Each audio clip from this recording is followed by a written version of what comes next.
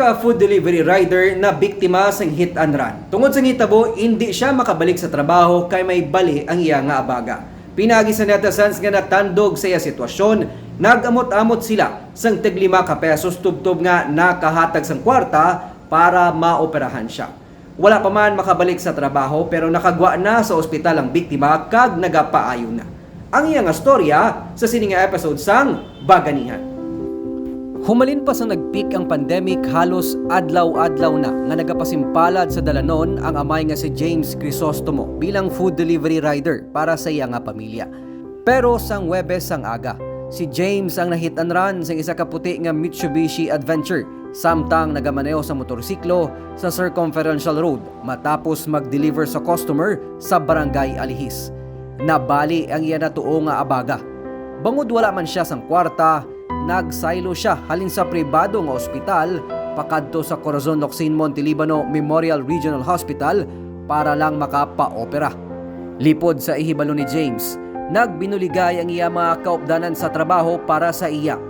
Ang iya team leader nga si Andrew Fuentes kag si Jason Amonares nagpangayo sang bulig pinaagi man sa social media.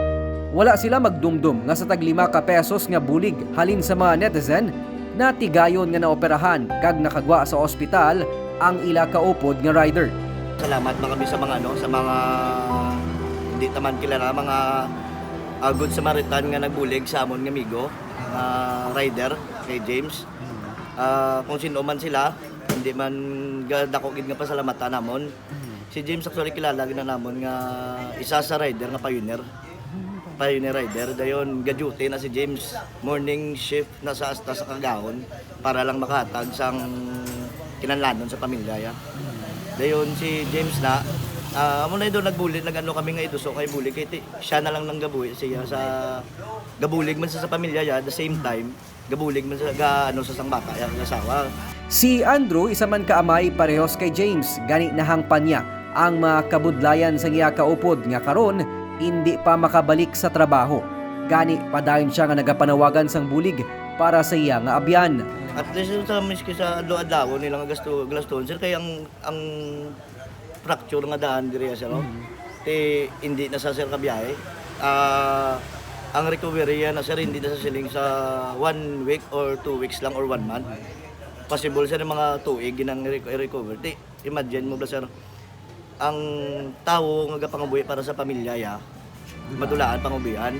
Si Andrew nagaserbi man nga rescue volunteer, gani duna sa iyang magbulig sa isig katawo, ilabi na sa iya mga kaupod man nga rider kag katrabaho. At the same time makita ko sa uli nga ang ginagastuhan ko is mabuligan ko.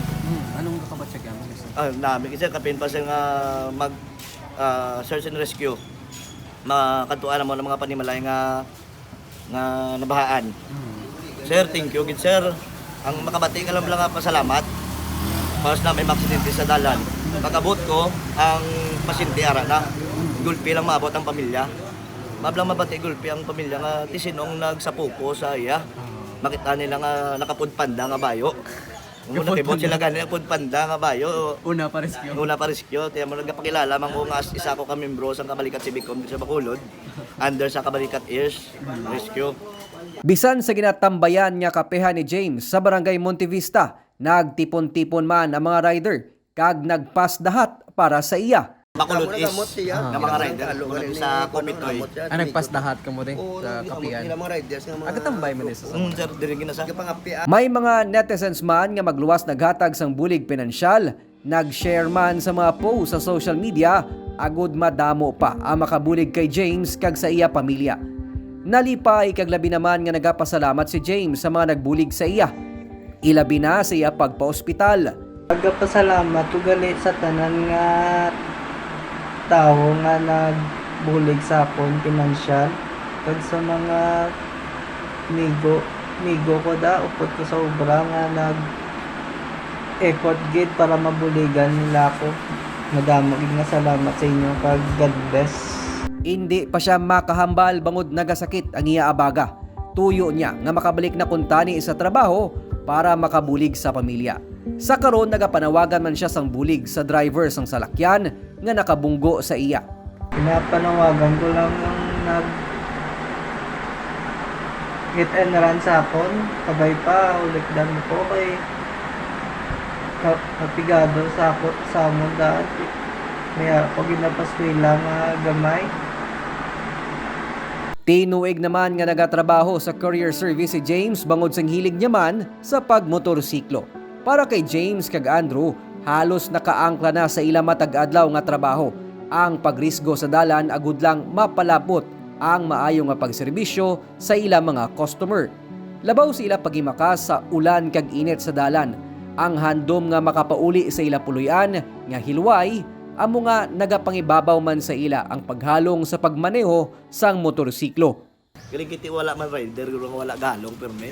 Then why man rider nga giri gusto maksidente. May tip man o kon wala. Okay na sa mga rider ang pagpasalamat ikan sa ila mga customer. Kada adlaw, trabaho nila mag-deliver sang pagkaon sa ila customer para lang may pagkaon man nga dalon sa ila mga lamesa. Hindi mo kinahanglan mangin gamhanan o kon may ikasarang agod makabulig sa imo isig katawo. Bisan ako o kon ikaw, pwede mangin baganihan. Ako si Nico Delfin, magadala sa mga istorya sang paglaom kag pag-asa sa kada simana.